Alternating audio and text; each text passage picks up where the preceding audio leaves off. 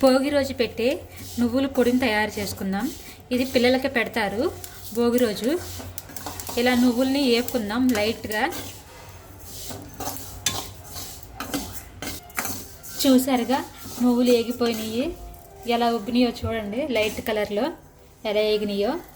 ఇప్పుడు బెల్లం వేసుకుని ఇవి చల్లారిన తర్వాత ఇందులో బెల్లం వేసుకుని మిక్సీ పట్టుకుందాము.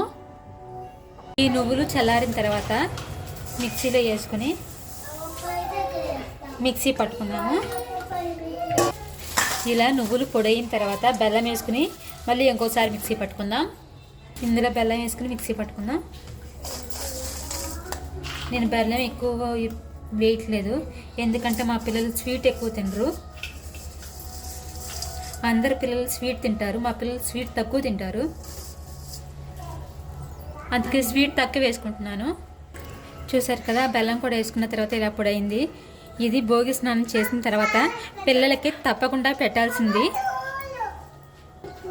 పిల్లలు పెద్దలు భోగి రోజు స్నానం చేసిన తర్వాత తినాల్సింది నువ్వుల పొడి. ఇది చాలా హెల్తీ అండ్ బలం కూడా అందరికీ. మీరు కూడా పెట్టండి భోగి రోజు పిల్లలకి, మీ పెద్దలు అందరూ తినండి. నువ్వుల పొడి రెడీ. భోగి రోజున అందరూ తినండి, మంచి జరుగుతుంది.